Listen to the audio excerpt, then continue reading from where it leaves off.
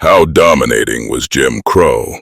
The shameful doctrine was so prevalent that to protect the illusion of racial purity, America created a ridiculous de facto law still in use today. They called it the one-drop rule.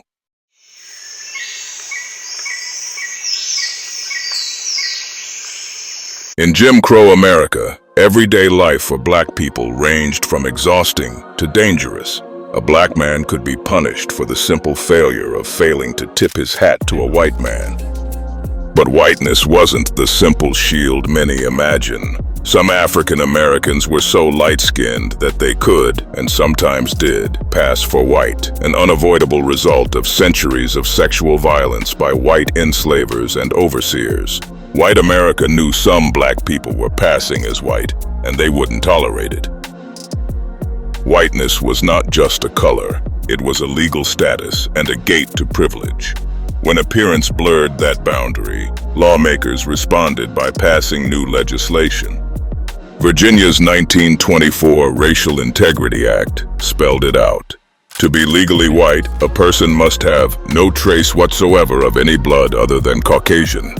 Over time, this became known as the one-drop rule. The rule wasn't science, it was control.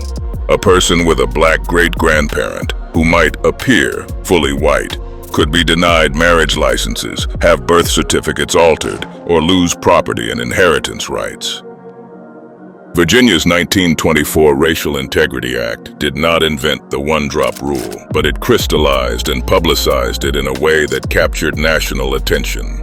For centuries, colonizers guarded whiteness like a precious jewel, crafting labels such as mulatto, quadroon, octoroon, and even 1/16th Negro blood to mark African ancestry and keep their racial club exclusive. The one-drop rule kept mixed-race individuals, especially those who could pass for white, on the colored side of the racial divide, ensuring they remained excluded from white privilege. And it masked the hypocrisy of the very men who condemned race mixing while fathering mixed-race children. The one-drop rule exposed what America tried to hide. Race itself is a social invention. And the obsession with preserving purity was never about biology, only about power and enforcing an American truth that black lives do not matter. To learn more, read Dixieland, Tales, Stories, and Anecdotes of Unfiltered African American History, available now at Amazon.com.